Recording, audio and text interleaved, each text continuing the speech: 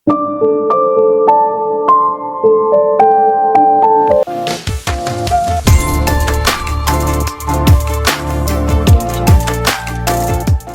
இறந்து போனவரோட குடும்பம் வந்து ரொம்ப கதறி அழறாங்க. எங்க குடும்பத்துக்கு இவ்வளோ பெரிய பாவத்தை கொடுத்துட்டீங்களே அப்படின்னு சொல்லிட்டு. அதுக்கப்புறமாக சரி இப்படி ஒரு ஆர்டரை கொடுத்துட்டாலும் அவருக்கு இன்னும் மைண்டுக்குள்ள ஓடிட்டு தான் இருக்கு. அதனால தன்னோட பர்சனல் பாடி கார்டை கூப்பிட்டு இப்போ நடந்த இந்த கேஸ்ல அந்த குற்றம் சாட்டப்பட்டவருக்கு அவரோட வளர்ப்பு பொண்ணான ஒருத்தி தான் வந்து லீகல் ஆஃபீஸரா வந்து ஆஜராயிருக்கலாமா. அந்த பொண்ணு யாரு, என்ன, இந்த கேஸ் என்ன, அந்த பொண்ணு ஏன் லீகல் ஆஃபீஸரா ஆஜராகணும், ஏன்னா பல வருடங்களுக்கு முன்னாடியே லீகல் ஆஃபீஸரா யாரும் இருக்கக்கூடாது, டிஃபென்ஸ் லாயரா இருக்கக்கூடாது அப்படின்னு சொல்லிட்டு தலைநகரை விட்டு சில பேர்ல அனுப்பிச்சாச்சு.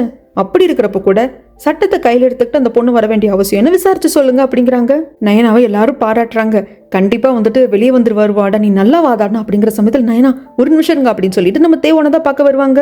தேவோன்னு இந்த ட்ரையல் நடந்தப்ப இங்க தான் இருந்திருப்பாங்க. அவங்களை தேடிட்டே இருக்கிறப்பதான் நம்ம நயனா யோசிக்கிறாங்க. தேவோன் கிட்ட சொல்லியிருப்பாங்க இல்லையா, இல்லை நீங்க பப்ளிக் ஆஃபீஸரா இருக்கீங்க, நான் வந்து லீகல் ஆஃபீஸர் ஆஜராகிறேன் அப்படிங்கிற சமயத்துல சரி நயனா நீ அப்படி ஒரு முடிவு எடுத்துட்ட அப்படின்னா டிஃபென்ஸ் லாயரா இருந்த ஒருத்தரை நான் போய் மீட் பண்ணி பேசினேன், எப்படி வாதாடணும் என்ன எதுன்னு கேட்டதுக்கு அவர் எனக்கு சில விஷயங்கள் ட்ரிக்கு சொல்லி கொடுத்தாரு, அதை நான் உனக்கு சொல்றேன்.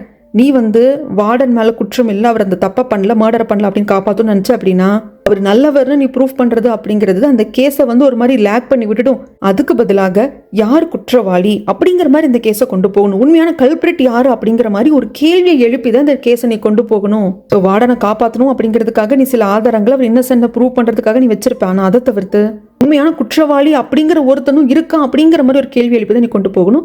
இதை தான் வந்து அவர் எனக்கு சொல்லி கொடுத்தாரு, இதை நீ மனசுல வச்சுட்டு வாதாடு அப்படின்னு நம்ம தேவன் சொல்லியிருப்பாங்க. ஆக்சுவலி நம்ம தேவோனும் இங்கே இல்லைங்க, ட்ரையல் முடிஞ்சுன்னு அவரும் கிளம்பிட்டாரு. ஆனால் மனசுக்குள்ளேயே சிரிச்சுக்கிட்டே தான் அவர் போவார். நயனாவும் மனசுக்குள்ளேயே சிரிச்சுக்கிறாங்க. ஏன்னா தேவோன்னு சொன்ன அந்த விஷயத்தை வச்சு தான் அந்த டெட் பாடியை எகெயின் அட்டாப்சி பண்ணணும் அப்படிங்கிற ஐடியாவே நயனாக்கு வந்திருக்கும். அதுக்கப்புறமாக எங்க அண்ணனும் அண்ணியும் என்னடா பண்றது அப்படிங்கிற மாதிரி இருக்காங்க. என்ன நீ பண்ணதெல்லாம் பயங்கரமா போயிடுச்சு போல இருக்கு, கடைசியில் எல்லாரும் மாட்டிட்டு தான் முழிக்க போறோம் அப்படின்னு அண்ணன் சொல்ல, பேசாம இருங்க, நானே பதுக்குன்னு உட்காந்துருக்கேன், எனக்கு என்ன பண்றதுன்னு தெரியல, என்ன இந்த மாதிரி ப்ரொவோக் பண்ணாம என்ன பண்ணலாம்னு சொல்லுங்க அப்படிங்கிறாங்க. என்ன பண்ண முடியும், டெட் பாடி வந்து புதைச்சிருக்காங்க, தோண்டி எடுத்து அட்டாப்சி பண்ண தெரிஞ்சிட போகுது, விஷத்தால தான் அந்த மனுஷன் இறந்திருக்கான்னு சொல்லிட்டு யார் விஷம் கொடுத்தாங்கன்னு விசாரிக்க போறாங்க அப்படின்னு அண்ணன் சொல்ல, அப்ப அடியால் சொல்லுவோம், இல்ல நீங்க பயப்படாதீங்க, எல்லாத்தையும் தான் நான் கிளியர் பண்ணிட்டேனே, அது மட்டும் இல்லாம அட்டாப்சி பண்ற டாக்டருக்கு தான் நாங்கள் ஆல்ரெடி பணம் கொடுத்து வச்சிருக்கோம், அவர் எகேன் அட்டாப்சி பண்ணாலும் கத்தியால குத்துனதுனால தான் அவர் இறந்து போனார் தான் அட்டாப்சி ரிப்போர்ட் கொடுக்க போறாங்க. அண்ணி இதை கேட்டுட்டு பைத்தியக்காரத்தனமா பேசாத, இன்னைக்கு ட்ரையல்ல விட்னஸ் அட்டாப்சி பண்ண டாக்டர் அப்படின்னு சொல்லிட்டு எல்லாருமே வந்து லஞ்சம் வாங்கிட்டு தான் வேலை செஞ்சிருக்காங்க அப்படிங்கிறது ஜட்ஜுக்கு தெரிஞ்சு போச்சு. ஸோ அதே டாக்டர் தான் எகைன் அட்டாப்சி பண்ண விடுவாங்க நீ நினைச்சிட்டு இருக்கியா, வேற யாராவது தான் அட்டாப்சி பண்ண சொல்லுவாங்க அப்படிங்கிற சமயத்துல அண்ணன் எல்லாத்தையும் கேட்டுட்டு இருந்துட்டு அடியால கொஞ்சம் வெளியே போக சொல்லிட்டு, இதை பாரு இதுக்கு மேல தாமதிக்காம நம்ம ரூபா கிட்ட எல்லாத்தையும் சொல்லிடலாம், ஏங்க வேண்டாங்க அப்படிங்கிறப்ப வேண்டான்ட்டு என்ன பண்ண போறேன், எப்படி இருந்தாலும் ரூபா காதுக்கு வரும், யாரோ மூலியமா வர்றதுக்கு நாம சொல்லிட்டோம் அப்படின்னா இதுல தப்பிக்கிறதுக்கு அதாவது ஐடியா பண்ணுவா, இல்ல நீங்க எதுவும் சொல்லாதீங்க, இதை நான் பாத்துக்கிறேன், எல்லாரோட உயிரை எடுத்தாவது நாம தப்பிக்கணும் அப்படின்னு இவ வெளியே வந்து அடியால கூப்பிட்டு, இதை பாரு அந்த அட்டாப்சி பண்ண டாக்டர் அதுக்கப்புறமா ஐ விட்னஸ் அவங்க 2 பேரை ஒன்னா போட்டு தள்ளிடு, இல்லைன்னா அவங்க இங்கிருந்து ஏதாவது போற மாதிரி பண்ணிடு. ஏன் மேடம், ஏன்னா நாளைக்கு அந்த டெட் பாடி தோண்டி எடுத்து அகைன் அட்டாப்சி பண்றப்ப விஷத்தால செத்து போனாங்க அப்படின்னா இவனுக்கு 2 பேரும் நாம தான் பணம் கொடுத்து ஏற்பாடு பண்ணியிருக்கோம். அந்த அட்டாப்சி பண்ண ஃபர்ஸ்ட் அட்டாப்சி பண்ண டாக்டருக்கும் அந்த ஐ விட்னஸ்க்கும் நம்மளை காட்டிடுவாங்க, நாம முடிஞ்சிருவோம், அதனால இதை பண்ண அப்படிங்கிற ஆர்டர் கொடுக்க, இந்த பக்கம் ரூபாவோட வீட்டை தான் காட்டுறாங்க. அந்த ஹெட்மேடுக்கு சாப்பிட்றப்போ ஒரு மாதிரி வாமிட் வர்ற மாதிரி ஆகுது. பக்கத்தில் இருக்கிற ஹெல்ப்பர் லேடி என்னாச்சு மேடம் அப்படிங்கிறப்போ, கண்டுபிடிச்சிட்டேன் வயிற்றுல ஜங்கோட குழந்தை இருக்கு, இதுக்கப்புறம் நீ என்ன மை லேடின்னு தான் கூப்பிடணும், புரிஞ்சுதா அப்படிங்கிறப்ப இது எல்லாத்தையும் ரூபா கேட்டுட்டு வந்து, என்னடி நான் அவ்வளோ தூரம் சொல்லியும் என் புருஷன் கூட அஃபேர் வச்சுக்கிட்டு கர்ப்பமாக வந்து நிற்கிறியா, போய் டாக்டரை கூப்பிட்டு வா அப்படின்னு சொல்லிட்டு அந்த இன்னொரு மேடி கிட்ட சொல்லி இவங்க ரூமுக்கே கூப்பிட்டு வந்து செக் பண்ண சொல்றாங்க. டாக்டர் செக் பண்ணி பார்த்துட்டு, இல்லம்மா இவங்க பிரெக்னென்ட் எல்லாம் இல்லை, என்ன சொல்றீங்க பிரெக்னென்ட் இல்லைங்கிறீங்க, இவளுக்கு சாப்பாடு பிடிக்கிறது இல்லை, அதுக்கான சிம்டம்ஸ் எல்லாம் இருக்கே, நான் கூட பார்த்தேனே அப்படிங்கிறப்போ, அது ஒரு வகையான வியாதி தாமா, அதாவது சீக்கிரமா நம்ம பிரெக்னென்ட் ஆகணும், எப்படியாவது வயிற்றுல குழந்தை தங்கணும்னு நினைக்கிறவங்களுக்கு பிரெக்னன்சி சமயத்துல பெண்களுக்கு வரக்கூடிய அத்தனை சிம்டம்ஸும் வரும், அதுக்காக அவங்க பிரெக்னென்ட்ன்ட்டு இல்லை, அவங்க அப்படி நினைச்சுக்கிறாங்க அப்படிங்கிறப்போ, அப்போ பைத்தியமாங்கிறாங்க. ஐயோ பைத்தியமும் இல்லைம்மா, உங்களுக்கு எப்படி சொல்லி புரிய வைக்கிறது, ஒரு விஷயம் தனக்கு வேணும்னு நினைக்கிறப்போ அது நம்மளுக்கு கிடைக்கிறப்ப நம்மளுக்கு என்னென்னலாம் வருமோ அதை முன்னாடியே நம்ம உடம்பு நம்மளுக்கு கொடுக்க ஆரம்பிச்சிடும், அதுதான் இவங்களுக்கு நடக்குது, அதனாலதான் இவங்களோட மாதவிடாய் கூட தள்ளி போயிருக்கு அப்படிம்பாங்க. சரி நீங்க போங்கன்னு சொல்ல, இந்த ஹெட்மேடு அம்மா மன்னிச்சிருங்க, நான் தப்பு பண்ணிட்டேன் மன்னிச்சிருங்க அப்படிங்கிறப்போ, மன்னிக்கிறதா, அப்போ நீ எந்த அளவுக்கு இருந்திருக்க, என் புருஷனோட குழந்தையும் வயிற்றுல சுமக்கணும்னு சொல்லிட்டு அந்த எண்ணமே இருந்ததுனாலதான் உன் உடம்பே உன்னை ஏமாத்திருக்கு, இதுக்கப்புறம் உன்னை போனா போதும் விட்டு வைக்க முடியாது, இங்க நீ வேலை செய், ஆனா இதுக்கப்புறமாக உன் பக்கத்துல இருக்கா இல்லையா ஹெல்ப்பர் லேடி, அவ தான் ஹெட்மேடு, நீ அவளுக்கு ஹெல்ப்பர் ஆயிரு அப்படிம்பாங்க. இந்த பொம்பளை இந்த ரூம்ல இருந்து கூப்பிட்டு போ அப்படின்னு சொல்லி அவங்க தரன்னு எடுத்துட்டு போயிருவாங்க. அதுக்கப்புறமாக சாய் கூடவே இருக்கிற பொண்ணு இப்ப சுசுரில் தானே இருக்கா. அந்த பொண்ணு நம்ம தேவனை வந்து பார்த்து இங்க இன்னொரு பொண்ணு இருக்கா, அவங்க அப்பாவையும் ஃபால்ஸா வந்து ஏதோ போய் பள்ளி போட்டு போலீஸ் பிடிச்சிட்டு போயிட்டாங்க, நீங்க கொஞ்சம் ஹெல்ப் பண்றீங்களா அப்படின்னு சொல்லிட்டு இப்போ வார்டனுக்காக எல்லாம் கூட வாதாடினாங்க இல்லையா, அதெல்லாம் வந்து அந்த பொண்ணுக்கு தெரிஞ்சதுனால வந்து கேட்க அந்த பொண்ணையும் கூப்பிட்டு பேசுறாங்க. இதெல்லாம் கேட்ட தேவன் இருந்துட்டு இதை பாருமா, என்னால போய் வாதாட முடியாது, ஏன்னா நான் பப்ளிக் ஆஃபீஸரா இருக்கேன், பட் அதுக்கான சில ஆட்கள் இருக்காங்க, நான் அவங்க கிட்ட என்ன ஏதுன்னு கேட்டு உன்னையும் போய் அவங்கள பார்க்க சொல்றேன், நீ எல்லா விஷயத்தையும் அவங்க கிட்ட சொல்லு அப்படிங்கிறாங்க. அந்த லீகல் ஆஃபீஸர் இருந்தாரு இல்லைங்களா, அவரை சொசூருக்கே வர சொல்லியிருப்பாங்க நம்மளோட தேவோன். வந்து பேசுற சமயத்துல எதுக்குப்பா கூப்பிட்ட என்ன ஏதுன்னு கேட்கறதுக்கு, இந்த மாதிரி நீங்க கொடுத்த அட்வைஸ் ட்ரைனிங் எல்லாம் எனக்கு ரொம்ப ஹெல்ப்ஃபுல்லா இருந்தது, அப்படி டிஃபென்ஸ் லாயர் ஆஜரானி அப்படிங்கிறப்போ இல்ல நான் ஆஜராகல, அந்த வார்டனுக்கு வளர்ப்பு பொண்ணு ஒருத்தங்க இருக்காங்க, அவங்க வந்துட்டு நான் ஆஜராகிறதாக சொன்னாங்க, அதனால நீங்க எனக்கு சொல்லி கொடுத்த விஷயத்துல அந்த பொண்ணுக்கு சொன்னேன்.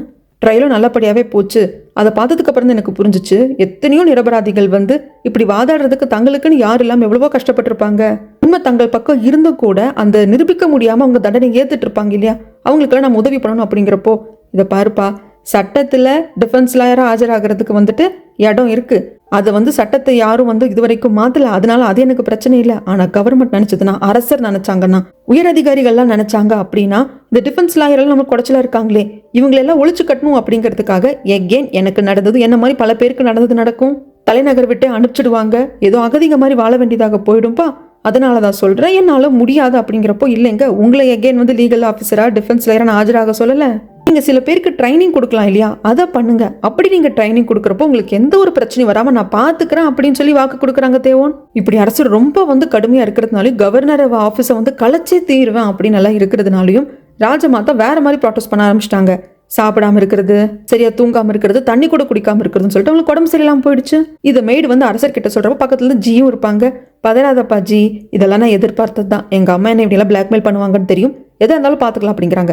இந்த பக்கம் ஜங்கோட ஆதரவு மினிஸ்டர்ஸ் எல்லாம் வந்து கூட்டம் போட்டு பேசுறப்போ, இந்த அரசரை நாம தான் அரியணையிலே ஏற்றணும், இவன் என்னடானா கவர்னர் ஆஃபீஸை கலைக்கிறாங்கிறான், நம்மளுக்கு எகேன்ஸ்ட் இத்தனை பண்ணிட்டு இருக்கான். அப்படிங்கிறப்பதான் இங்கேயும் மேய்டு வந்து சொல்றாங்க, ராஜமாதாக்கு உடம்பு சரியில்லை, அவங்க சரி சாப்பிட்றது இல்லை, தூங்குறது இல்லை, தண்ணி கூட குடிக்கிறது இல்லை அப்படின்னு சொல்ல எல்லாருக்கும் அதிர்ச்சி ஆயிடுது. இப்படி சாப்பிடாம கொள்ளாம இருக்கிறதுனால ராஜமாதாக்கு உடம்பு சரியில்லாம போயிடுது. அப்படி உடம்பு சரியில்லாம போறப்போ மருத்துவர் கொடுக்குற அந்த மருந்தையும் எடுத்துக்க மாட்டேங்கிறாங்க. இது ஜங்கு தெரிஞ்சுட்டு வந்து, அக்கா உன் உயிரோட விளையாடாதக்கா அப்படிங்கிறப்போ, வேற வழி இல்லடா, யாரோ ஒருத்தங்க ஏதாவது பண்ணி தான் தீரணும், இந்த மாதிரி ஒரு ரிஸ்கை நான் எடுத்தே தான் தீரணும், அவனை அரசனாக்குறதுக்காக எத்தனை ரத்தம் இங்க சிந்தப்பட்டிருக்கு அப்படிங்கிறது அவனுக்கு தெரியல, அப்படி அவன் அரசனாகிறதுக்காக தான் இத்தனை உயிர் பலியா இருக்கு, ரத்தம் சிந்தப்பட்டிருக்கு அப்படின்னு தெரியறப்போ, நான் இப்படி எல்லாம் எங்களை அரசனாக்க கேட்டேன்னா அப்படி வந்து அசால்ட்டா கேட்டுட்டு போயிட்டான். நான் என்ன பண்ணணும்னு எனக்கு தெரியும், நீ அமைதியாரு, நீ பண்ண வேண்டியதெல்லாம், இவன் இப்படி கிடையவே கிடையாது, அரசரோட மனசுல என் பையனோட மனசை கலைக்கிறது யாரு, இந்த ஐடியாஸ் எல்லாம் கொடுக்கறது யாரு அப்படிங்கறத கண்டுபிடி அப்படிங்கிறாங்க. உடனே வந்து இதை ரூபா கிட்டையும் ஜங்கு சொல்லுவாங்க, இந்த மாதிரி அக்கா இப்படி சொன்னாங்க, உடனே ஏதாவது பண்ணணும், கண்டுபிடிக்கணும், அரசர் யாரை வந்து மீட் பண்றாரு அப்படிங்கறத தெரிஞ்சுக்கணும் அப்படிங்கிறாங்க. இந்த பக்கம் ஏற்கனவே ஹெட்மேடா ரூபாவோட வீட்டுல இருந்தவங்களுக்கு துணி துவைக்கிற வேலை, பாத்திரம் கழுவுற வேலை அப்படிங்கிற மாதிரி தான் வேலை கிடைக்குது. அவங்க அழுதுகிட்டே இந்த வேலையை செஞ்சுட்டு இருக்காங்க. இந்த பக்கம் இறந்து போன நபரை புதைச்சிருப்பாங்க இல்லைங்களா, அதை தோண்டி எடுத்து அட்டாப்சி அகெயின் பண்றாங்க.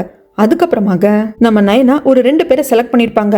அந்த இடத்துல ஃபைட் பண்ண சொல்லி நிறைய ட்ரைனிங் எல்லாம் கொடுக்க சொல்லி ஒரு இடம் மாதிரி வச்சிருக்காங்க இல்லைங்களா, அந்த இடத்துல இருந்து 2 பேரை செலக்ட் பண்ணிட்டு வந்துட்டு கூட ஹார்பர் கிட்ட கூப்பிட்டு போயிட்டு, இங்க பாத்துக்கோங்க, ரூபாவுக்கு எந்த கூட்ஸ் வந்தாலும் சொல்லுங்கன்னு சொல்லியிருப்பாங்க இல்லையா, அந்த 2 பேரும் இந்த அடியாளுக்கு ஃப்ரெண்டு. இது நயனாக்கு தெரியும், பட் என்னதான் இருந்தாலும் என்கிட்ட நீங்க வேலை செய்யற மாதிரி காட்டிக்காதீங்க, அந்த அடியாள் கூட டச் வச்சுக்கிட்டே இருங்க அப்படின்னு சொல்லுவாங்க. அந்த வகையில அந்த 2 பேர்ல ஒருத்தர் இந்த அடியாள் கூப்பிட்டு வந்து, ஏய் உனக்கு நிறைய பணம் கிடைக்கும், நான் சொல்றதை செஞ்சா உனக்கு நிறைய பணம் கிடைக்கும், ஒருத்தரை கொல்லணும் அப்படின்னு சொல்லி பேசிட்டு இருப்பான். ஆனா யாரை கொல்ல சொன்னா என்ன அப்படிங்கறத நம்மளுக்கு காட்டலைங்க. இங்க சீன் அப்படியே கட் பண்ணா நயனா வந்து அரெஸ்ட் பண்ணி கூப்பிட்டு போறாங்க. கூட இந்த ஹெல்ப்பர் பொண்ணும் வந்திருப்பா. என்ன மன்னிச்சிருங்க மேடம், ஆக்சுவலா கவர்னர் தான் உங்களை இந்த மாதிரி போலீஸ் எல்லாம் அனுப்பிச்சு கூப்பிட்டு வர சொன்னாங்க அப்படிங்கிறப்போ யாரும் எதுக்கும் பதறாதீங்க, நான் கவர்னர் கிட்ட பேசிக்கிறேன்ட்டு போறாங்க. அங்க வந்து கவர்னர் கடும் கோபத்தில் இருக்காங்க. நான் அவ்வளோ தூரம் சொல்லியும் எடுத்து சொல்லியும் நீ வந்து ரிசர்வேஷன் லெட்டரை அந்த ஹெல்ப்பர் பொண்ணு கிட்ட கொடுத்துட்டு போயிருக்க, உனக்காக நான் எவ்வளவு உதவி பண்ண, அங்க ஸ்லேவா இருந்த உன்னை இங்க கவர்னர் ஆபீஸ்ல கிளர்க் அப்படிங்கிற பொசிஷனை கொடுத்து வச்சிருந்தேன், இதுக்கப்புறமாக நடக்காது, இங்க நீ கிளர்க்கா வேலை செய்ய வேண்டிய அவசியமே கிடையாது, அதை நான் கேன்சல் பண்றேன், அந்த ஐலாண்டுக்கு நான் சொல்லி அனுப்பிச்சிட்டேன், நீ எகெயின் ஸ்லேவா தான் போக போறேன்னு சொல்லிடுவாங்க. நயனாக்கு ஐயோ அடுத்த ட்ரையல் இருக்கே, அதில் தான் இப்போ அட்டாப்சி பண்ண ரிசல்ட் எல்லாம் வரும், என்ன பண்ணுறதுன்னு தெரியாமல் இருக்கிற சமயத்தில் அரசருக்கு பாடி கார்டு மூலியமாக எல்லாமே தெரிய வருது. நயனாவோட வளர்ப்பாப்பா தான் வார்டன், நயனா தான் டிஃபென்ஸ் லாயரா வாதாடி இருக்காங்க அப்படின்னு எல்லாமே தெரிய வருது. அப்படியா, இதை பற்றி என்ன எதுன்னு நான் நயனா கிட்ட பேசணும், நீ நயனாவை போய் பார்த்து அவளை பத்திரமா என்ன பார்க்கறதுக்காக கூப்பிட்டு வா அப்படிங்கிறாங்க. அதே மாதிரி நயனா இவர் வந்து பார்த்துட்டு அந்த சீக்ரெட் இன்ஸ்பெக்டர் பார்க்கணும்னு சொன்னாங்க. நயனா என் கூட வா அப்படின்ட்டு ஒரு வீட்டுக்குள்ளே ஏற்கனவே அரசர் இருப்பாங்க, நீங்க 2 பேரும் ரகசியம் மீட் பண்ணிக்கிறதுக்காக இத்தனை ஏற்பாடு, உள்ள போ, சீக்ரெட் இன்ஸ்பெக்டர் இருப்பாங்கன்னு அனுப்பிச்சிக்கிறாங்க. அங்க வந்து இந்த மாதிரி கேள்விப்பட்ட நயனா, யாருக்கும் நீ வந்துட்டு லீகல் ஆஃபீஸரா டிஃபென்ஸ் லாயரா ஆஜராயிருக்காம அப்படிங்கிறப்ப ஆமா அவர் என்னோட வளர்ப்பாப்பான்னு சொல்லிட்டு எல்லாத்தையுமே சொல்றாங்க. சரி, இப்படி வந்து டிஃபென்ஸ் லாயரா ஆஜராகலாமா, அதுக்கு சட்டத்தில் இடம் இருக்கா அப்படின்னு சொல்லி கேட்குறப்போ பாருங்களேன், நம்ம அரசர் பச்சை பிள்ளையா இருக்காரு, இது கூட தெரியல. நம்ம நயனாவும் ஆமா அரசரே சட்டத்தில் இடம் இருக்கு, ஆனால் லீகல் ஆஃபீஸரா இருக்கிறவங்க சமயங்கள் என்ன பண்றாங்கன்னா காசுக்கு விலை போயிடுறாங்க. அதனால டிஃபென்ஸ் லாயரா ஆஜராகிறப்போ அடுத்தடுத்த ட்ரையலை வந்து கடத்தி குற்றவாளிகளுக்கு கூட வந்து ஆதரவு ஆஜராயிடுறாங்களா. அதனால தான் அவங்களெல்லாம் வந்துட்டு இந்த தலைநகர் விட்டு அனுப்பிச்சிட்டாங்க. போலீஸ் விசாரிக்கிறது தான் கேஸு, அதை வச்சு ஜட்ஜ்மெண்ட் கொடுத்துட்டு இருந்தாங்க. பட் எனக்கு தெரிஞ்சு டிஃபென்ஸ் லாயர் அப்படிங்கிறது முக்கியம், லீகல் ஆஃபீஸர் அப்படிங்கிறவங்களும் இருக்கணும். அப்பதான் சட்டம் அப்படிங்கிறதும் நியாயம் அப்படிங்கிறதும் எல்லாருக்கும் போய் சேரும். அப்படிங்கிறப்போ இது நல்லா இருக்கு இந்த சிஸ்டம். எந்த சிஸ்டமே வந்து எல்லாமே 100% கரெக்டாக ஒர்க் ஆகாது. எவ்வளோ நல்லதாக ஒரு திட்டம் கொண்டு வந்தாலும் அதில் ஏதோ ஒரு பிரச்சனை இருக்க தான் செய்யும். அது என்ன ஏதுன்னு நான் பார்க்குறேன். ஆனால் நீ லீகல் ஆஃபீஸர் ஆஜராயிருக்க அப்படிங்கிறப்போ நீ எப்படி ஆஜரான? நீ வந்து கவர்னர் ஆஃபீஸில் கிளர்க்காக இருக்க, கண்டிப்பாக கவர்னர் ஒத்துட்டு இருக்க மாட்டாங்களே. அப்படிங்கிறப்போ ஆமாம் சார் ஒத்துக்கல, நான் பாட்டு ரிசிக்னேஷன் லெட்டரை அங்கே ஹெல்ப்பர் பொண்ணுக்கிட்ட கொடுத்துட்டு கவர்னர் கிட்ட கொடுத்துருன்னு சொல்லிட்டு நான் வந்து ட்ரையலுக்கு போயிட்டேன். அது அவருக்கு தெரிய வந்ததுக்கு அப்புறமாக என்னை கூப்பிட்டு பயங்கரமாக திட்டினாரு. இதுக்கப்புறம் நீங்கள் கிளர்க்காக இருக்க வேண்டாம், எகெயின் ஸ்லேவாகவே போயிடு அப்படின்ட்டாங்க. அப்படின்னு சொல்லி முடிக்கிறதுக்கு அரசருக்கு கோவம் தடுது. என்ன அப்படிங்கிறப்போ இல்லை நீங்கள் எதுவும் வந்து கோவம்லாம் படாதீங்க, ஆக்சுவலாக கவர்னரே வந்துட்டு ஒரு கோவத்தில் தான் சொல்லியிருக்காங்க, இன்னும் அதுக்கான ஆர்டரே அவர் பாஸ் பண்ணல, அவர் மனசு மாறும் நம்புறேன் அப்படிங்கிறாங்க. அரசர் வந்து எதுவும் நயனா கிட்ட சொல்லிக்கிறது இல்லை, ஏன்னா அரசரால முடியும் எகெயின் ஸ்லேவா நயனாவை அனுப்பாம தடுக்க தாராளமாக முடியும். அதனால சரி நயனா எல்லாம் நல்லபடியே நடக்கும் அப்படின்ட்டு பேசிட்டு எல்லாம் வெளியே வந்துருவாங்க. இப்படி இவங்க பேசிட்டு போகிறத ஒருத்தர் பாக்குறாரு. இவர் யாரு என்ன அப்படிங்கறத தெரியல, ஆனா ஒரு சந்தேகமா பாக்குறாரு. அதுக்கப்புறமாக அடுத்த நாள் அரசர் கவர்னரையை கூப்பிட்டு இந்த மாதிரி எல்லாம் நான் கேள்விப்பட்டேன், அந்த நயனா அப்படிங்கிற பொண்ணு அவங்க வளர்ப்பாப்பாக்காக போய் லீகல் ஆஃபீஸர் ஆஜரானதுக்காக அந்த பொண்ணோட கிளர்க் போஸ்டிங்கை பிடுங்கிட்டு அந்த பொண்ணை எங்கேயும் ஸ்லேவாவே அனுப்புறதுக்கான பிளானிங்ல இருந்தீங்களாமா, அதை வந்து மறந்துருங்க. இந்த கவர்னர் ஆஃபீஸை வச்சுட்டு எங்கள் அம்மா போடுற ஆட்டோ கொஞ்சம் நஞ்சம் கிடையாது. எங்கள் அம்மாவே இந்த கவர்னர் ஆஃபீஸ் தான் ப்ரொடெக்ட் பண்ணுற மாதிரி இருக்கு. கண்டிப்பாக இந்த கவர்னர் ஆஃபீஸை நான் கலைக்க போகிறது உறுதி தான். எங்கள் அம்மா எனக்கு என்ன பூச்சாண்டி காட்டினாலும் நான் வந்து மாற போகிறது கிடையாது. நீங்கள் அந்த பொண்ணு நயனாவை எகெயின் ஸ்லேவாக அனுப்புறேன்னு சொல்லியிருந்தீங்க இல்லையா, அந்த ஆர்டரை கேன்சல் பண்ணுங்க. இதில் நான் இன்வால்வ் ஆயிருக்கேன் அப்படிங்கிறது நயனாக்கு தெரியக்கூடாது. நீங்களாவே அந்த பொண்ணை சரி கிளர்க்காக இருக்கிறது சென்ட் பண்ணிட்டியாமா, பரவாயில்ல போ வாழ்க்கையை பாருன்னு விட்டுறதாக தான் இருக்கணுமே தவிர்த்து நான் இதில் இன்வால்வ் ஆனது தெரியக்கூடாது அப்படின்னு சொல்லி அனுப்பிச்சிருவாங்க. அதுக்கப்புறமாக ரீட்ரையல் வருது. இந்த வாட்டி ஜட்ஜு கூப்பிட்டு கேட்குறாங்க, அட்டாப்சி பண்ண டாக்டர் இவர் பழைய டாக்டர் இல்லைங்க, வேற ஒரு டாக்டர் தான் அட்டாப்சி பண்ணியிருப்பாங்க, நான் தரோவா பண்ணேங்க, அவர் பாய்சனால தான் இறந்திருக்காரு, அதுக்கப்புறமாக தான் கத்தி குத்து விழுந்திருக்கு. அப்படிங்கிறப்போ இந்த போலீஸ் வந்துட்டு பார்த்தீங்களா அவர் பாய்சனால இறந்திருக்கலாம், பட் கத்தியாலையும் குத்திருக்கான்ல. அப்படிங்கிறப்போ ஜட்ஜ் எடுத்துட்டு வாய மூடுறா அப்படின்ட்டு என் தீர்ப்பை வாசிக்க போறேன் அப்படிங்கிறாங்க. வார்டன் சைட்ல இருந்து அவரு தான் குற்றவாளி அப்படின்னு சமர்ப்பிக்கப்பட்ட ஆதாரங்கள், அதுக்கப்புறமாக இந்த வார்டன் குற்றமற்றவர் அப்படின்னு சொல்லிட்டு நயனா அவர்கள் சமர்ப்பிச்ச ஆதாரங்கள் அப்படின்னு சொல்லி எல்லாத்தையும் பார்க்குறப்போ இதுல வார்டன் மேல தப்பு இல்லை. வார்டன் கத்தியால குத்தி அந்த நபர் இறந்து போகல, அவருக்கு பாய்சன் தான் கொடுத்துருக்காங்கன்னு தெரிய வந்திருக்கு. அதனால இந்த போலீஸ் வந்து நான் சரிவர இந்த கேஸை விசாரிக்காததுனால அவருக்கான தண்டனையை அவர் பதவி பறிக்கப்பட வேண்டும், அவருக்கான அபராதமும் இருக்கு அப்படின்னு நான் வந்து தீர்ப்பு கொடுக்குறேன். வார்டனை நான் ரிலீஸ் பண்றேன். ஆனா இறந்து போன நபர் ஸ்மக்லிங் பண்ண பிரச்சனைனாலதான் ஜெயில இருந்தார். அப்படி ஜெயில இருந்தவரை பணத்துக்காக வந்து ரிலீஸ் பண்ணது, அவர் இடத்துக்கு இன்னொரு நபரை கொண்டு வந்து ஜெயில வச்சது அப்படிங்கிறது தப்பு. அதுக்காக 20 அடிகள் அவருக்கு கொடுக்கணும் அப்படின்னு தீர்ப்பு கொடுக்குறேன். அதுக்கப்புறமாக இறந்து போன நபருக்கு விஷம் கொடுத்தது யாரு என்ன அப்படிங்கிற கிளியர் இன்வெஸ்டிகேஷன் பண்ணி ரிப்போர்ட்டை சப்மிட் பண்ண சொல்லி காவல்துறை அதிகாரிகளுக்கு இந்த கோர்ட் வந்து ஆர்டர் கொடுக்குது அப்படின்றாங்க. வார்டன் இவங்களுக்கெல்லாம் பயங்கர சந்தோஷம், அப்படியா எப்படியோ ரிலீஸ் ஆயிட்டோம் அப்படின்னு சொல்லிட்டு. ஆனா அன்னிக்காரிக்கும் அண்ணனுக்கும் பக்குன்னு இருக்கு. அண்ணன் வந்து சொல்லிடுவார் இதுக்கு மேல ஒன்றும் பண்ண முடியாது, என் தங்கச்சி ரூபா கிட்ட சொல்லலாம்னு சொல்லிட்டு, வேண்டாங்க அவன் நம்மளை கொன்னே போட்டுருவா. அப்படிங்கிறப்போ கொண்டு போட்டுருவான்னு பயப்படாத, அவளுக்கு கண்டிப்பா எப்படியாவது தெரிய வரும், பாய்சன் கொடுத்து கொன்னதே நாம தான் அப்படின்னு தெரிய வந்துச்சு அப்படின்னா அது மிகப்பெரிய பிரச்சனை ஆயிடும். அதனால நான் போய் சொல்லதான் போறேன், நீ வராட்டி கேடா அப்படின்னு சொல்லிட்டு இவர் போவார். ஆனா அன்னிக்காரிக்கு வேண்டாம் என்னதான் இருந்தாலும் ரூபாவோட அண்ணதான் இவர் என்ன தப்பானாலும் ரூபா மன்னிக்கிறதுக்கு வாய்ப்பு இருக்கு, இவர் போய் ஃபர்ஸ்ட் சொல்லி கடைசியில் நம்ம பக்கம் கோபத்தை போயிடக்கூடாது அப்படின்ட்டு இவளை போய் பொழுக்குன்னு காலையே விழுந்துடுவா. அதை பார்த்து ரூபா இருந்துட்டு சர்வன்ஸ் எல்லாம் பாக்குறாங்க, எழுந்து உள்ளவா அப்படிம்பாங்க. அதுக்கப்புறம் தான் எல்லாத்தையும் சொல்ல, என்னது எதுக்காக அந்த ஆளு கொன்னீங்க, ஏன் இதை என்கிட்ட சொல்லலாம் பண்ணீங்க அப்படிங்கிறப்போ உடனே அண்ணா குறுக்கால வந்துடுவாரு.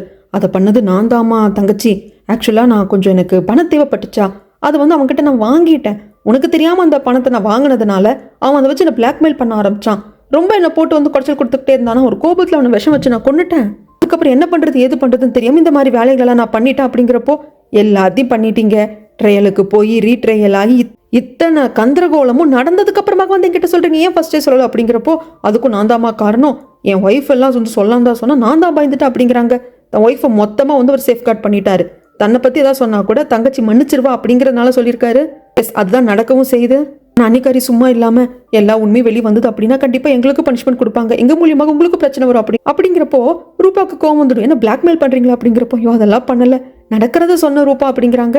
ரூபா வந்து யோசிக்கிறா, சரி இது கேஸ் அளவுக்கு போயிருக்கு, இவ்வளவும் பண்ணியிருக்கீங்க, ரீட்ரையல் போனது, இதுக்கெல்லாம் யார் என்ன காரணங்கிறப்ப எல்லாத்துக்குமே நயனாதா காரணம், எல்லாம் கரெக்டாக தான் போயிட்டு அந்த வார்டனே வந்து தண்டனை அனுபவிச்சிருப்பான். அந்த வார்டனோட வளர்ப்பு மகள் நான் வந்து லீகல் ஆஃபீஸரா வந்து ஆஜராகிறேன் அப்படின்னு சொல்லி இவ குறுக்கால வந்து இத்தனை பிரச்சனையும் பண்ணா அப்படிங்கிறப்போ அந்த நயனா ஆரம்பத்திலிருந்து என் வழியில குறுக்கால வந்துகிட்டே இருக்கா அப்படின்ட்டு மொத்த கோவம் இப்போ நயனா மேலே போயிடுச்சு. அதுக்கப்புறமாக வார்டனை ரிலீஸ் பண்ணணும். ஆனா ரிலீஸ் ஆகிறதுக்கு முன்னாடி வந்து 20 அடி கொடுக்கணும் அப்படின்னு சொல்லியிருப்பாரு இல்லையா ஜட்ஜு. இறந்து போனவன் ஜெயில தான் இருந்தான், காசு வாங்கிட்டு ரிலீஸ் பண்ணதுக்காக அந்த தண்டனை. ஆனா அதுக்கான ஆட்களத்தை ஏற்பாடு பண்ணிட்டோம், நீ ரிலீஸ் ஆகி போய்க்கலாம் அப்படின்னு சொல்லி கான்ஸ்டபிள் சொல்றப்போ, இல்லை அதெல்லாம் வேண்டாம், எனக்காக யாரும் தண்டனை அனுபவிக்க வேண்டாம், அந்த தண்டனை நானே அனுபவிச்சுக்கிறேன், என்னால யாரும் சஃபர் ஆக வேண்டாம்னு சொல்லிட்டு பனிஷ்மெண்ட்டை தானே ஏத்துக்கிறதாக வந்துருவாங்க. கான்ஸ்டபிள் என்னதான் சொல்லி பார்ப்பார், கேட்க மாட்டார். வார்டன் வந்துருவாங்க, படுக்க வச்சு 2 பேர் கட்டை வச்சு மாறி மாறி அடிப்பாங்க. 20 அடி விழணும். ஃபர்ஸ்ட் இவங்க சாஃப்டாக தான் அடிப்பாங்க, ஏன்னா கான்ஸ்டபிள் கஞ்சாடா கட்டிடுவாங்க. அப்புறம் கான்ஸ்டபிளை கூப்பிட்டு, இவங்க ஒரு ஃபோர்ஸாகவே அடிக்கிறது இல்லை, இதெல்லாம் வந்து கல்லாட்டம், நான் ஒத்துக்க மாட்டேன், நான் வந்து என் தண்டனை அனுபவிக்கிறதுல நான் வந்து உறுதியா இருக்கேன், நான் பண்ணது தப்பு. இதுக்கப்புறமாக காசுக்கு ஆசைப்பட்டோ இல்லை சீஃப் சொன்னாங்க அப்படின்னு பயந்துடும், நான் எந்த கைதியும் ரிலீஸ் பண்ணக்கூடாது, அதுக்கு இந்த தண்டனை எனக்கு வேணும், நல்லா அடிக்க சொல்லுங்க அப்படிங்கிறப்ப நல்லாவே அடிங்கடான்ருவாங்க. இவங்க நல்லா அடிச்சிருவாங்க.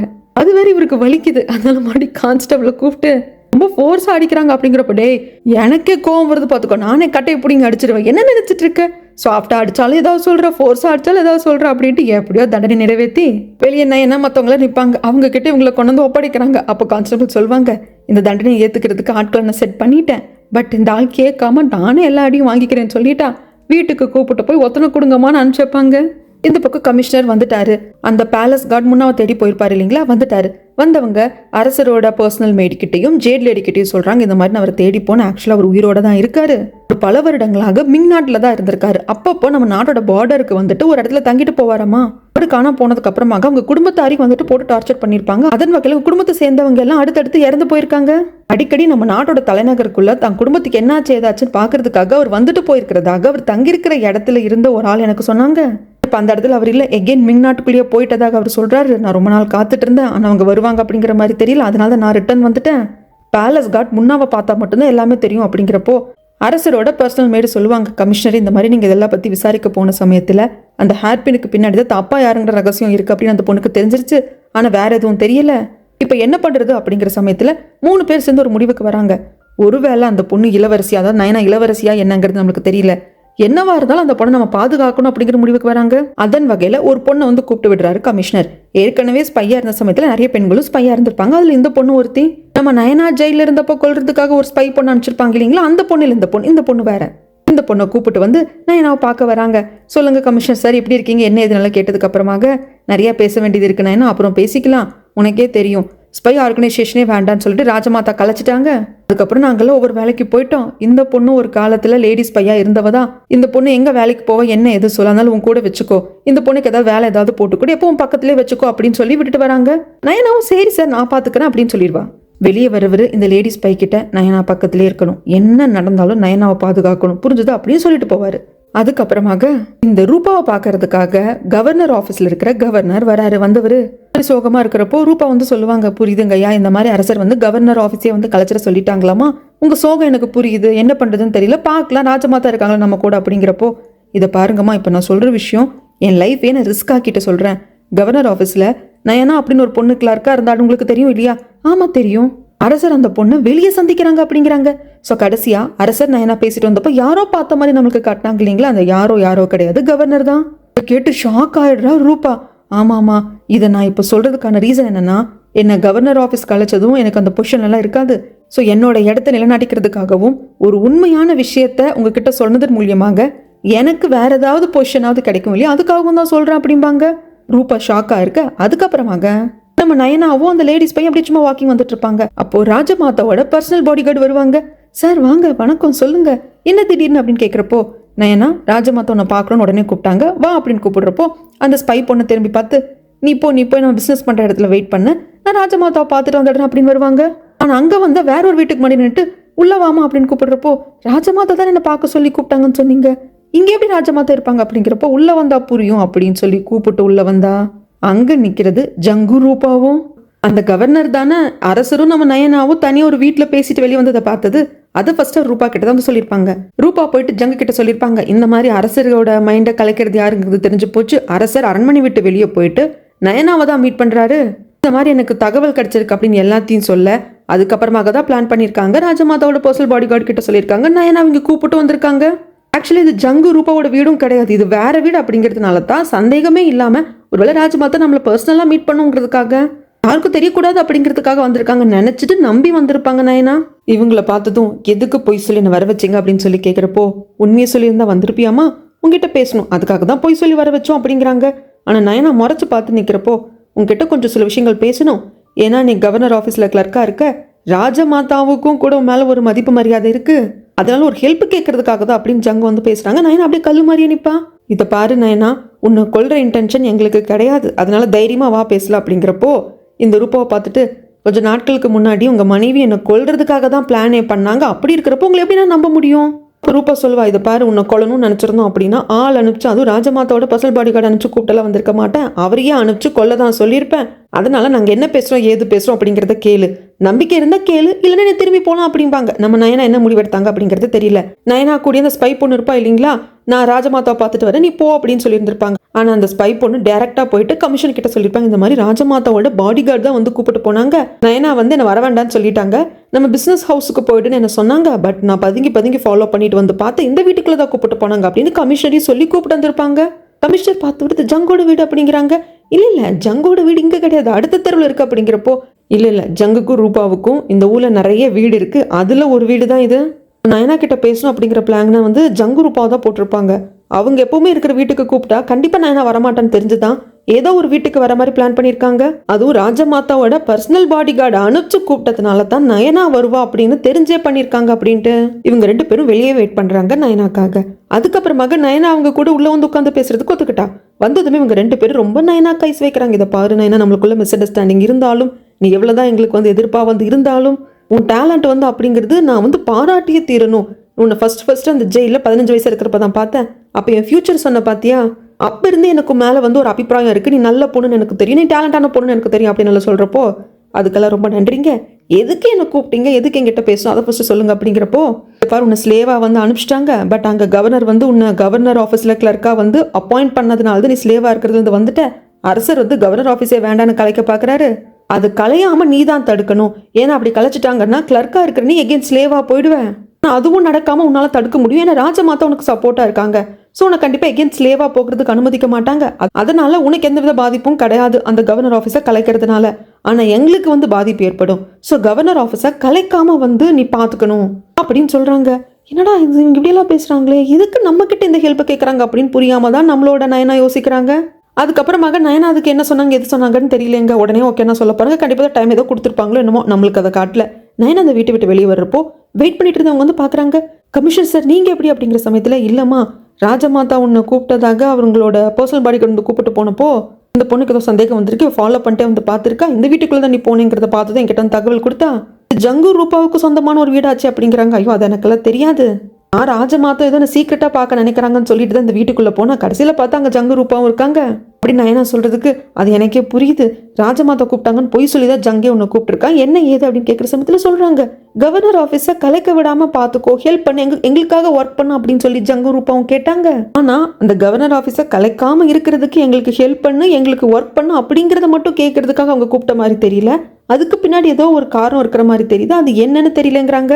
இந்த பக்கமாக ரூபா கேட்பா, எதுக்குங்க அவளை போக விட்டீங்க, அவளை எங்கேயும் நம்ம கொண்டு புதைச்சிருந்துருக்கணும், நீங்கள் பாட்டுக்கு போக விட்டீங்க அப்படிங்கிறப்ப ரூபா அமைதியாரு, அந்த நயனா பொண்ணை கொள்றதால எதுவும் மாறிட போகிறது கிடையாது, அதை தாண்டி நம்மளுக்கு நிறைய பிரச்சனைகள் இருக்குது, அதை நான் வேற மாதிரி கொண்டு போகிறேன், சரி உங்கள் பிளான் தான் என்ன அப்படிங்கிற சமயத்தில், இதை பாரு அரசர் ஒரு ஆண்மகன், நயனா ஒரு பொண்ணு, 2 பேரும் அரண்மனைக்கு வெளியே மீட் பண்ணிக்கிறாங்க.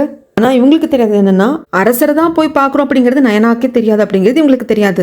ஆனால் இவங்க என்ன நினச்சிக்கிறாங்க அப்படின்னா, அரசருக்கும் நயனாக்கு ஏதோ ஒரு அஃபேர் இருக்குது, ஆக்சுவலாக அரசருக்கு கல்யாணமாகி ராணியெல்லாம் இருக்காங்க, அது மட்டும் இல்லாமல் 2-3 கான்குபைன்ஸும் அரண்மனைக்குள்ளே இருக்காங்க, அது மட்டும் இல்லாமல் அரசருக்கு வந்து ஒரு ஆண் வாரிசு பிறந்திருக்கும், ஒரு 3-4 வயசுல அந்த குழந்தையும் இறந்து போயிருக்கும், அதுக்கப்புறமாக அரசருக்கும் ராணிக்கும் எகேன் குழந்தையும் பிறக்கல, அரசருக்கும் நிறைய கான்குபென்ஸ் இருக்காங்க இல்லைங்களா அரண்மனைக்குள்ள, அவங்களுக்கும் அரசருக்கும் குழந்தை பிறக்கல. இப்போ இந்த ஜங்கோட பிளான் என்னன்னா, வெளியே போயிட்டு நயனாவை மீட் பண்றான் அப்படின்னா அவங்க 2 பேருக்குள்ள ஏதோ ரிலேஷன்ஷிப் இருக்கு, என்ன சொல்றீங்க, அப்போ 2 பேரும் ஒன்னா நைட்டை ஸ்பெண்ட் பண்ணியிருப்பாங்கன்னு சொல்றீங்களா அப்படிங்கிறப்போ, ஆமா ஏன்னா அந்த கவர்னர் பார்த்துட்டு வந்து சொன்னதை நீ தானே சொன்ன, நைட் டைம் ஒரு வீட்டுக்குள்ள இருந்தா வந்தாங்கன்னு. ஐயோ அப்படின்னா இன்னும் மோசங்க. இந்த நயனா அரசரையே கைக்குள்ள போட்டிருக்கா அப்படின்னா இவள் நம்மளால ஒண்ணுமே பண்ண முடியாது. அப்படிங்கிறப்போ முட்டாள்தனமா பேசாத. இந்த பொண்ணு இப்போ கவர்னர் ஆஃபீஸில் கிளர்க்காக இருந்தா, அதுக்கு முன்னாடி ஜெயிலில் வார்டனா இருந்தா, ஸ்லேவா போனவ, இதெல்லாம் கூட அஃபெக்ட் பண்ணாது. ஒருவேளை அரசர் வந்து இந்த நயனா மேலே ஆசைப்பட்டு கான்கோபேனா வச்சுக்கிறதா இருந்தா. ஆனால் அதை விட பெரிய பிரச்சனை இருக்கு. இந்த பொண்ணு வந்து ஒரு ஷாமன். ஏன்னா நம்மளுக்கே எதிர்காலத்தை பற்றி குறி சொல்லியிருக்கா. அது மட்டும் இல்லாமல் இவ ஸ்லேவா இருந்த சமயத்தில் அங்கே இருக்கிற ஆஃபீஸர்ஸ்க்கெல்லாம் இவ உடம்புல வந்து பேய் புகுந்து அதன் வகையில வாக்கு சொல்லியிருக்கா. அப்படி ஒரு ஷாமனா இருக்கிறப்போ அரசர் ஷாமன் கூட உறவு வச்சுக்க கூடாது. இதை வச்சு அரசரை ஒண்ணும் இல்லாமல் நம்மளால ஆக்க முடியும். இது வந்து பப்ளிக் பண்ணிட்டோன்னு வச்சுக்கோ, மக்களுக்கு அதிருப்தி ஏற்படும், எல்லாமே தலைகீழா மாறிடும். அவ்வளோதான். அரசரை டம்மி பீஸ் ஆக்கிடலாம் அப்படிங்கிறாங்க இந்த ரூபாக்கு. ஆமாங்க, இப்படி ஒரு ஆங்கிள் இருக்கு இல்லையா, நான் யோசிக்கவே இல்லைங்க. இதை வச்சு நம்ம அரசரை ஒரு வழி பண்ணிடலாம் அப்படின்னு 2 பேர் பிளான் பண்ணி வச்சிருக்காங்க. அதுக்கப்புறமாக அடுத்த நாள் இந்த ஜங்குக்கு காஃபி கொடுக்கறதுக்கு இப்ப வேற ஒரு ஹெட்மெய்டு தானே இருக்காங்க, அவங்க தான் வருவாங்க.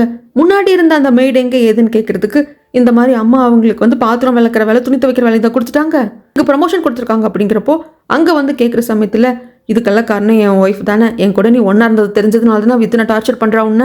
என் கூட ஒன்னா இருந்ததுக்காக நீ இவ்வளோ கஷ்டப்பட்டனா அதை என்னால் அனுமதிக்க முடியாது, கவலைப்படாத. நீ சீக்கிரம் என் குழந்தைக்கு அம்மா ஆயிட்டா அப்படின்னா யாராலும் ஒன்றும் பண்ண முடியாது அப்படின்ட்டு போவாரா. இந்த அம்மாவுக்கும் ரொம்ப சந்தோஷம். அந்த நாளுக்காக தான் காத்துக்கிட்டு இருக்கேன் அப்படின்னு வெயிட் பண்றாங்க. அதுக்கப்புறமாக அன்னிக்காரியும் அடியாலும் நம்ம தேவனை பாக்குறதுக்காக வராங்க. ஏன்னா இந்த சீசன்ல வந்து ஃப்ரூட்ஸும் ஃபிஷ் எல்லாம் நிறைய கிடைக்கும் இல்லையா, அதனால இவங்க நிறைய பல்கா வாங்கி ஸ்டாக் பண்ணிருப்பாங்க. நம்ம நாட்டுக்குள்ள வித்தது போக நிறைய இருக்கு. அதை வந்து கப்பல் வழியில வேற நாட்டுகளுக்கு வந்து நாம ட்ரேட் பண்ணலாம் அப்படிங்கிற மாதிரி நாங்கள் பிளான் பண்ணோம். பட் துறைமுகத்தில் எங்களுக்குன்னு வந்து தெரிஞ்ச சில கப்பல் இருக்கு. எங்களுக்கு சொந்தமான கப்பல் கிடையாது, வாடகைக்காக நாங்கள் யூஸ் பண்ணிப்போம். பட் அவங்க வந்து இப்போல்லாம் ஃபுல்லாக இருக்கிறதாக சொல்லிட்டாங்க. ஆனால் கண்டிப்பாக உங்களுக்குன்னு வாடகைக்குன்னு நீங்கள் சில கப்பல்கள் வச்சிருப்பீங்க இல்லையா, அந்த கப்பல்களை வந்து எங்களுக்கு வந்து யூஸ் பண்ணுறதுக்கு அனுமதி கொடுங்க. ஏன்னா நாங்கள் வாங்கி வச்சிருக்கிற ஃபிஷ்ஷு அந்த ஃப்ரூட் எல்லாம் வந்து ரொம்ப நாளைக்கு தாங்காது. அது என்ன இரும்பா வருஷக்கணக்கில் அப்படியே இருக்கிறதுக்காக, அதனால அதெல்லாம் ஸ்பாயில் ஆகிறதுக்குள்ளே நாங்கள் சீக்கிரமாக வேற நாட்டுக்கு நாங்கள் கொண்டு போய் விற்கணும். அப்படிங்கிறப்போ சரி அது என்ன எதுன்னு பார்க்குறேன்னு சொல்லி அனுப்பிச்சிருவாங்க. ஆனால் இப்படி உங்ககிட்ட ஓகேன்னு சொல்லிட்டு 2 ஹெல்ப்பரை கூப்பிட்டு நம்ம தேவோன் நம்மளோட கஸ்டடியில் இருக்கக்கூடிய கப்பல்கள் யாருமே இவங்களோட திங்ஸை வந்துட்டு ட்ரேட் பண்ணக்கூடாது, வேற நாட்டுக்கு எடுத்துகிட்டு போகக்கூடாது, அது நாம சொன்ன மாதிரி இருக்கக்கூடாது. இவங்க ஷிப்புக்காக காண்டாக்ட் பண்றப்போ அண்ணியையும் அடியாலையும் பார்க்கறதுக்கு அவங்க மறுத்துடணும், அந்த மாதிரி ஏற்பாடு பண்ணிட்டு வந்துருங்கன்னு சொல்லிடுவாரு. இங்கன்னா ராஜமாதா ரொம்ப ஸ்டெப்பனா இருக்காங்க, உடம்பு சரியில்லாமல் இருக்காங்க, சாப்பிடவும் மாட்டேங்கிறாங்க, மெடிசன்ஸும் எடுத்துக்க மாட்டேங்கிறாங்க.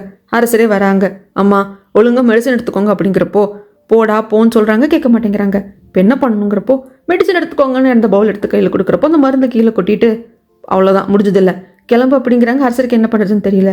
வெளியே வரப்போ ஜங்கு இருப்பாங்க. ஜங்கை பார்த்துட்டு அம்மா கிட்ட கொஞ்சம் பேசுங்களேன் அப்படிங்கிறப்போ கண்டிப்பாக ராஜமாதா கிட்ட நான் பேசுகிறேன் அரசரே, அதுக்கு முன்னே நான் உங்ககிட்ட பேசணும் அப்படின்னு சொல்லி வந்து, அரசரே நீங்கள் நயனா அப்படிங்கிற ஒரு பொண்ணை அரண்மனைக்கு வெளியே போய் ரகசியமாக மீட் பண்ணிட்டு வந்துட்டு இருக்கீங்க அப்படிங்கிற ரூமர் பல பேருக்கு தெரிய வந்திருக்கு. அந்த பொண்ணு ஜெயிலையே பிறந்து வளர்ந்த பொண்ணு, அங்கே லேடி வார்டனா இருந்தவ, அதுக்கப்புறம் ஸ்லேவானவ, அதுக்கப்புறமாக இப்போ கவர்னர் ஆஃபீஸில் கிளர்க்கா இருக்கா. இது எல்லாத்துக்கும் மேலே ஒரு ஷாமன். அரசர் ஷாமன் கூட வந்துட்டு எந்த ஒரு தொடர்பும் வச்சுக்க கூடாது அப்படிங்கிறப்போ இது பாருங்க என்ன நினைச்சிட்டு இருக்கீங்க, நான் அந்த பொண்ணை போய் பார்த்தேன் பழகுன, அந்த பொண்ணு கூட நான் நைட்டு ஸ்டே பண்ணேன் அப்படிங்கிறதுல உங்களுக்கு யார் சொன்னது? நான் போய் அந்த பொண்ணை பார்த்தேன், நான் ஒரு அரசன், நான் யாரை போய் பார்க்குறேன் கொள்றேன் அப்படிங்கிற எக்ஸ்பிளேஷன் கொடுக்க வேண்டிய அவசியம் கிடையாது. அதை தவிர்த்து இந்த பொண்ணுக்கு எனக்கு எதுவும் கிடையாது. அரசரே அதை நீங்கள் சொல்லலாம், ஆனால் ஊரார் வந்து அப்படி சொல்ல மாட்டாங்க. எப்பவுமே இரவு தான் அந்த பொண்ணை போய் மீட் பண்ணிட்டு வந்துட்டு இருக்கீங்க, அதனால இங்க இருக்கிற எல்லாருக்கும் தெரியும் அது வேற மாதிரி போயிட்டு இருக்கு.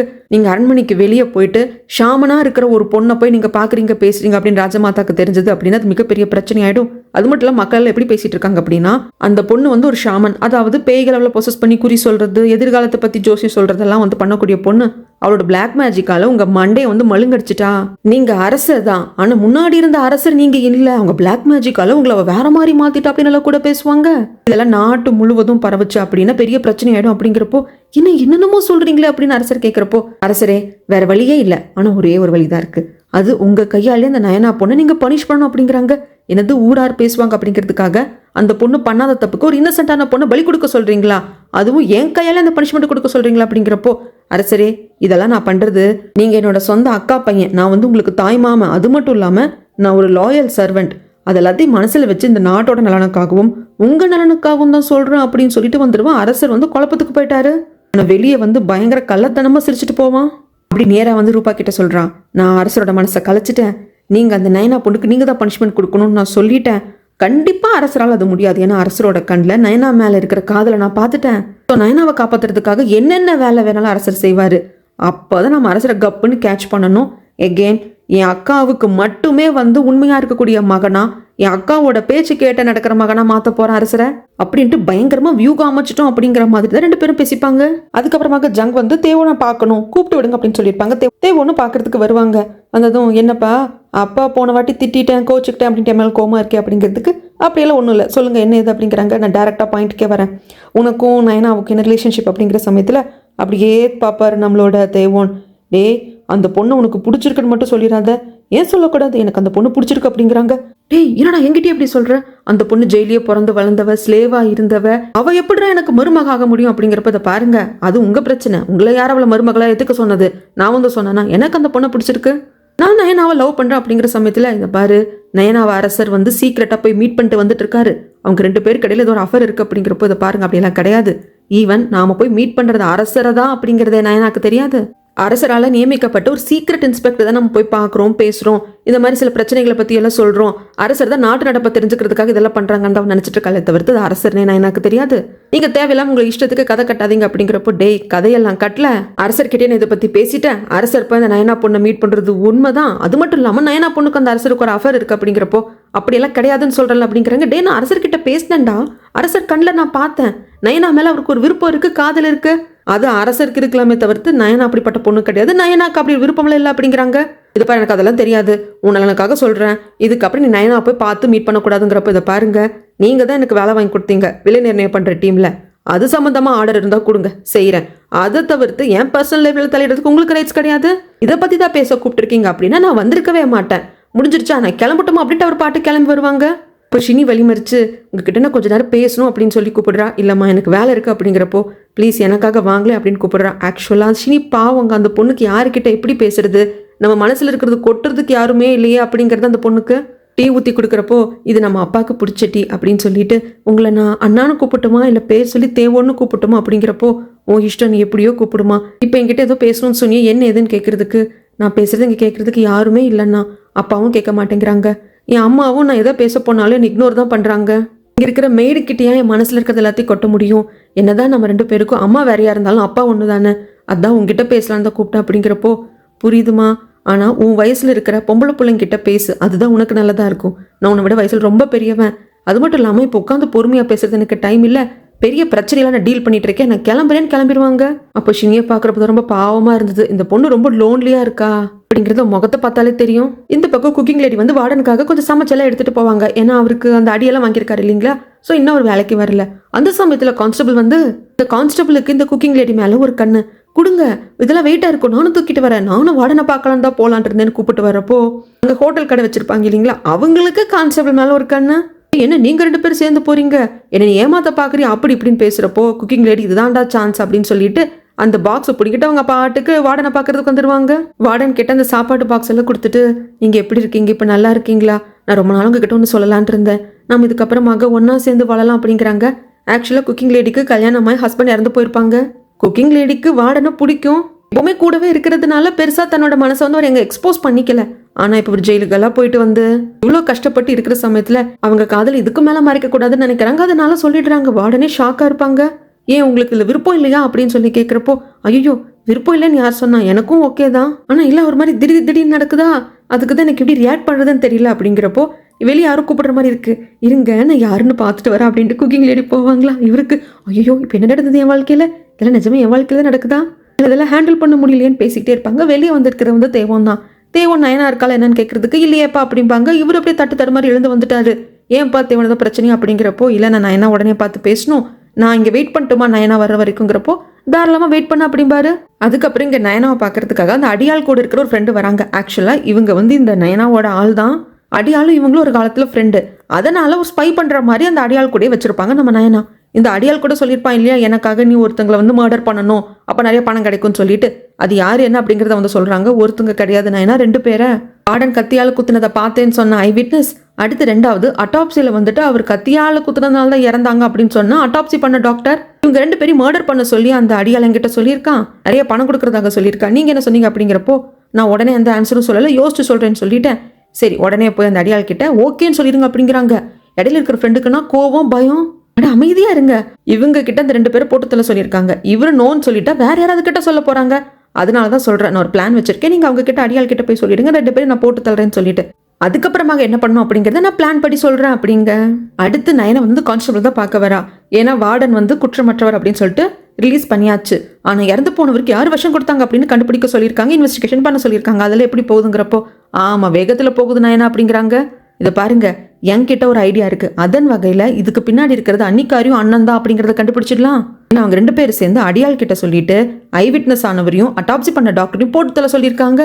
அவங்கள பிடிச்சி விசாரிச்சா இவங்களை கை கட்டிடுவாங்க இல்லையா, இவங்க தானே காசு கொடுத்து பொய்யா சொல்ல சொல்லியிருக்காங்க. அதுக்காக 2 பேரை போட்டு தள்ள சொல்லியிருக்காங்க. இதை கரெக்டா யூஸ் பண்ணோம் அப்படின்னா அன்னிக்காரியும் அண்ணனையும் மாட்டி விடுறதுக்கு நம்மளுக்கு அழகான வாய்ப்பா கிடைக்கும் அப்படிங்கிறாங்க.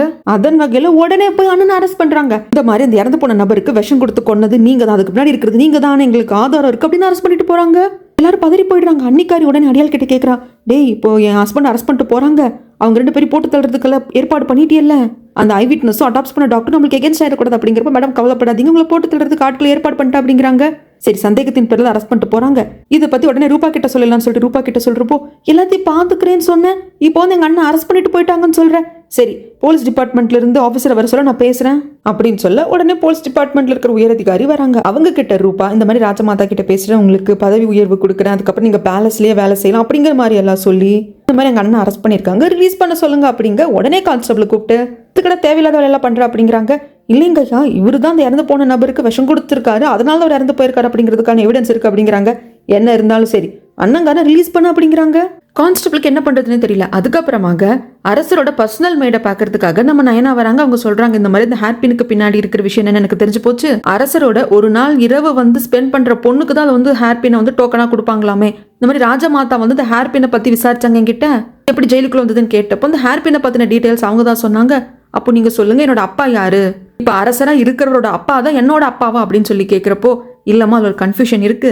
ஏன்னா கேபியானு உங்க அம்மா கிட்ட அந்த ஹேர்பின் இருக்கு அப்படின்னா அரசரோட அவ வந்து அன்னைக்கு நைட்டை ஸ்பெண்ட் பண்ணிருக்கா அப்படிங்கறதாமா அர்த்தம். ஆனா அவ அரண்மனையில இல்லாம போன சமயத்துல கேபி மட்டும் காணாம போகல, கேபியோட சேர்ந்து பேலஸ் கார்டான முன்னாவையும் காணோம். அப்படி பார்த்தா ஒருவேளை முன்னா கூட உன் அப்பாவா இருக்கிறதுக்கு வாய்ப்பு இருக்கு. இது கன்ஃபியூஷனா இருக்குமா, அதனாலதான் நாங்க எல்லாமே தெரிஞ்சு அமைதியா இருக்கும், நீயும் பொறுமையாருன்னு சொல்லிடுவாங்க. அதுக்கப்புறமா ரொம்ப சோகமா நான் என்ன வருவா, கூடவே இந்த ஸ்பை பொண்ணும் வந்துட்டு இருப்பா.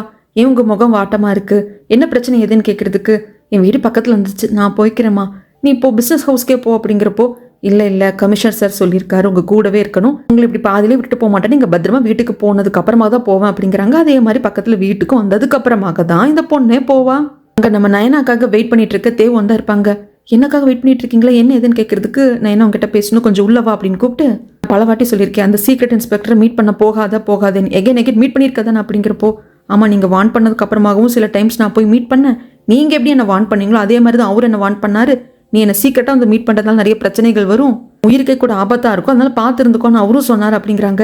இதை பாரு நயனா, இப்பவும் ஏன் எதுக்கு அப்படிங்கிற காரணத்தை வந்து என்னால் உங்ககிட்ட சொல்ல முடியாது, ஆனா அந்த சீக்ரெட் இன்ஸ்பெக்டரை இதுக்கப்புறம் மீட் பண்ணாத புரிஞ்சுக்கோ அப்படிங்கிறப்போ நயனா வந்துட்டு சரி நீங்க இவ்வளோ தூரம் சொல்றீங்கன்னா நான் இதுக்கப்புறமாக அவர் என்ன மீட் பண்றதுக்கு கூப்பிட்டே விட்டாலும் நான் போகாம இருக்க பாக்குறேன் அப்படின்னு வந்து சொல்றாங்க.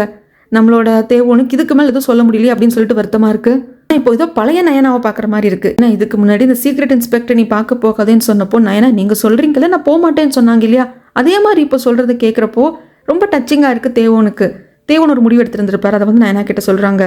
நான் விலை நிர்ணயம் பண்ற டீம்ல சீஃபா இருக்கேன் இல்லையா, அந்த வேலையை ராஜினாமா பண்ணலான் இருக்கேன், ராஜினாமா பண்ணிட்டு லீகல் ஆஃபீஸர்ஸ்க்காக ட்ரைனிங் கொடுக்க போறாங்க இல்லையா, அதோட சேர்ந்து நானும் ஒர்க் பண்ணலான் இருக்கேன். நான் பவர் கெயின் பண்ணிக்கணும், அதன் மூலியமாக தான் ஜங்கு ரூபா ராஜமாதா இவங்க எல்லாரும் எதிர்த்து நிற்க முடியும் அழிக்க முடியும்னு நினைச்சேன். ஆனா என்னால அவங்கள மறைமுகமாக தான் அழிக்க முடிஞ்சது அவங்க கூடவே இருக்கிறப்போ, அதனாலதான் என்னோட வேலையை ராஜினாமா பண்ணிட்டு அந்த லீகல் ஆஃபீஸர் ஏற்கனவே 10 வருஷத்துக்கு முன்னாடி இந்த ஊரை விட்டு அனுப்பிச்சாங்க இல்லையா, அவர் வந்து எல்லாருக்கும் வந்து ட்ரைனிங் கொடுக்குறேன்னு சொல்லியிருக்காரு, நானும் ட்ரைனிங் எடுத்துக்கலான் இருக்கேன். என்ன வார்டனோட கேஸில் தான் நான் பார்த்தேன், நிறைய பேர் பாவம் பண்ணாத குற்றத்துக்காக தண்டனை அனுபவிக்கிறாங்க. ஸோ அவங்களுக்கு ஒரு டிஃபென்ஸ் லாயர் வேணும், அதனால அதை பத்தி யோசிச்சுட்டு இருக்கேன். அப்புறம் நயனா எனக்கு தெரியும் உனக்கு என்ன பார்க்க பிடிக்கல, என் மேல நிறைய கோபத்துல இருக்கேன்னு சொல்லிட்டு, பட் உன்னோட ஹெல்ப் எங்களுக்கு வேணும். லீகல் ஆஃபீஸர்ஸை நாங்கள் ட்ரைனிங் கொடுக்குறப்போ அந்த இடத்துக்கு நீயும் வந்து உனக்கு தெரிஞ்சதை சொன்னா நல்லா இருக்கும் அப்படிங்கிறப்போ கண்டிப்பா நான் என்னால முடிஞ்சதை பண்றேன் அப்படிங்கிறாங்க. இந்த பக்கம் ஜேட் லேடி வந்து கமிஷனரை பார்த்து உங்களுக்கு ஒரு லெட்டர் வந்திருக்குன்னு கொடுப்பாங்க.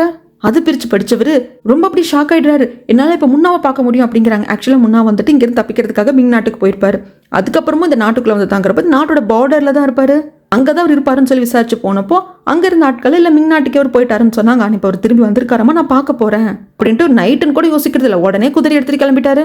அங்க வந்து கேட்கிறாரு இந்த மாதிரி முன்ன வந்துட்டாங்களா அப்படிங்கிறப்போ ஆமாயா வந்துட்டாரு, வந்துட்டு உங்களுக்கு தகவல் கொடுத்தேன், அவர் வந்து ஒரு 4 நாள் ஆச்சு, அவர் வந்தோடனே உங்களுக்கு நான் வந்து லெட்டர் அனுப்பிச்சிட்டேன், இப்பதான் கிடைச்சது அப்படிங்கிறப்போ ஆமா கிடைச்சோன்னா வர்றேன், ஆனா அவருக்கு 2 நாளா ரொம்ப உடம்பு சரியில்லை அப்படின்னு உள்ள கூப்பிட்டு கொண்டே காட்டுறாங்க. அவர் படுத்த படுக்கையா இருக்காரு, கான்சியஸே இல்லாம இருக்காரு.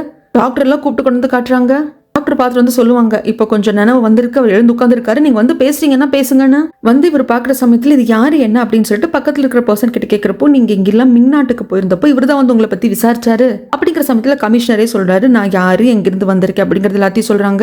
உங்களுக்கு எப்படி நான் எங்க இருக்கிறது தெரியும் அப்படின்னு ஒரு அதிர்ச்சி ஆகிறப்போ, அதிர்ச்சி ஆகாதீங்க, கோர்ட் மேட் கேபி உங்களுக்கு தெரியுமா, கேபியோட குழந்தை பத்தி உங்களுக்கு ஏதாவது தெரியுமா அப்படிங்கிறப்போ, அவளுக்கு குழந்தை பிறந்திருக்கா, அப்பாடா அப்படிங்கிறாங்க. ஆமா அந்த குழந்தை இப்ப நல்லா வளர்ந்துடுச்சு, நானும் இப்ப அரசருக்கு பர்சனல் மேடா இருக்கிறவங்களும் தான் அந்த பொண்ணுக்கு இப்ப நாங்க பாதுகாப்பா இருக்கோம், நாங்க நிறைய விஷயங்கள் தெரிஞ்சுக்கணும். ஆனா கேபி குழந்தைய பெத்து போட்டதுமே இறந்து போயிட்டாங்க அப்படிங்கிறப்போ இவர் அப்படியே எல்லாத்தையும் யோசிக்கிறாரு. கடைசியா நான் கேபியை பார்த்தப்போ கேபியால அதுக்கு மேல ஓட முடியல, நீ நாட்டுக்குள்ள போயிட்டு மக்களோட மக்களா கலந்துடு, இவங்க எல்லாரையும் நான் தாமதப்படுத்துறதுக்காக சண்டை போடுறேன் அப்படின்னு சொன்னேன். அதுக்கப்புறம் கேபி அங்கிருந்து போயிட்டா. இவங்க எல்லாரும் கூட நான் ஃபைட் பண்ண, கடைசியில என்னோட உயிர் போக வேண்டிய தருணம், எப்படியோ அவங்க எல்லாரையும் அடிச்சு போட்டுட்டு நான் அங்கிருந்து தப்பிச்சிட்டேன் அப்படின்னு இவர் இதை பத்தி எல்லாம் பேசிட்டு இருக்காரு. இங்க சீன் அப்படியே கட் பண்ணா நம்ம நயனா திடீர்னு வந்துட்டு அரசரை பார்க்கணும்னு சொல்லியிருக்காங்க, அதாவது சீக்ரெட் இன்ஸ்பெக்டர் பார்க்கணும் அப்படின்னு நியூஸ் அனுப்பிச்சிருக்காங்க. இதை வந்து பர்சனல் பாடி கார்டு வந்து சொல்றாங்க, அரசரை நீங்க பார்க்க போக வேண்டாம், ஆனா நயனா வந்து இது மாதிரி மெசேஜ் அனுப்பிச்சிருக்காங்க, ரொம்ப அர்ஜென்ட்டான விஷயமா உங்களை பார்க்கணும்னு சொல்லிட்டு நீங்க பார்க்க போகாம இருக்கிறதுனால இவ்வளவு பிரச்சனை இருக்கு இல்லையா அப்படிங்கிறப்போ, இல்ல முக்கியமான விஷயம் அப்படின்னா அப்ப என்னமோ இருக்கு, இல்லைன்னா நயனா இப்படி மெசேஜ் அனுப்ப மாட்டா, நீ என்ன பண்ணு, நீ போயிட்டு அவளை பேலஸ்குள்ளேயே கூப்பிட்டு வா அப்படிங்கிறாங்க. நயனாவையும் கூப்பிட்டு வராங்க. பேலஸ்குள்ளேன்னு கேட்கறதுக்கு ஆமா அப்படின்னு கூப்பிட்டு வரப்போ இங்க அரசர் தயாரா இருக்காரு. இவரை இப்படி பார்த்ததுமே நான் எனக்கு தெரிஞ்சு போயிடும் இவர் சீக்ரெட் இன்ஸ்பெக்டர் கிடையாது அரசர்னு சொல்லிட்டு. இதுக்கப்புறம் என்ன நடந்தது அப்படிங்கறத நான் அடுத்த வீடியோல வந்து சொல்றேங்க.